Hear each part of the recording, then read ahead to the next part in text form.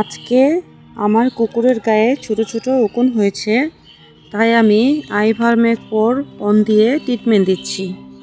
এটা উকুন ও কৃমি কমাতে সাহায্য করে এবং কুকুর আরাম পায়। কুকুর রাখলে নিয়মিত কেয়ার খুবই জরুরি।